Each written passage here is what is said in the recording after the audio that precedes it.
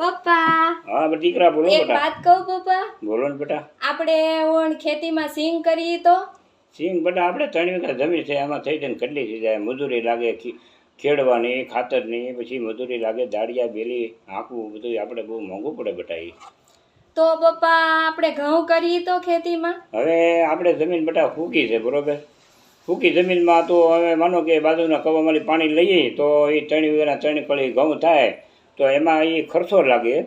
તો ખર્ચો લાગે તો અડધો એ લઈ જાય ને અડધો આપણે રહે, તો એમાં ખર્ચા એ કરતાં આપણે અહીંયા વેચાતા ઘઉં લઈ કળી 20 મણ જોવે ખાય આપણે થઈ રહે બાપા. એટલા તો પપ્પા એક ડુંગળીની ખેતી કરીએ તો? ડુંગળી બેટા રોપ બહુ મોંઘો આવે. આપણે ફૂકી ખેતી બાજુના કવામાંથી પાણી લાવીએ, અહીંયાને અડધો ભાગ દઈએ અને બિયારણનો ખર્ચો લાગે. એમાં તો બહુ ડુંગળી સોંપવાનો, રોપનો, ખાતરનો બધો બહુ બધા ખર્ચો લાગે, એ ન કરાય.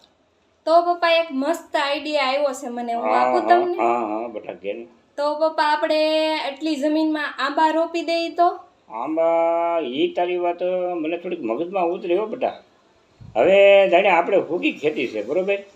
હવે એ ફૂકી ખેતીમાં આપણે પહેલાં તો એક બોરિંગ કરાવવું પડે. બોરિંગ થઈ જાય પછી આપણે વરસીના રોપડા આંબા લાવીએ, પછી 100-150નો રોપડો એક આવે, આપણે મોવા જાવું અને ટેમ્પો ભરીને લઈ આવીશું અને પાણી થાય એટલે આપણે એ પ્રોગ્રામ કરીએ, એટલે આંબાનું કામ કરીએ.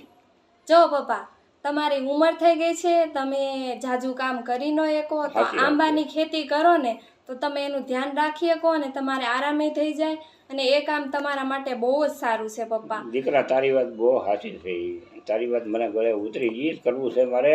હવે તને હું પીળા હાથ કરી દઉં, તું સાસરે વહી જા અને હું આંબા સોંપી દેહમાં જઈને હું તારી માં બે રાખું અને 3-4 વર્ષે કેરીઓ આવે છે તમે મોકલાવશું બટાઈને. બીજું તો હું કરી. અરે વાહ પપ્પા, તો બહુ મજા આવશે. તમે કેરી મોકલાવશો, ઘરના આંબા, ઘરની વાડી, બહુ મજા આવશે હો પપ્પા. તો અને ટૂંકી ખેતી છે, એમાં કઈ છોકરા કઈ આવે નહીં. આવે 5 દી દિવાળી ઉપર આવીને પાછા વૈયા જાય અને છોકરા અહીંયા કરશે એનું. અમે દેહમાં કેરીનું ધ્યાન રાખશું આંબાનું અને જે થાય એ કરીશું થોડું ઘણું બતાવ.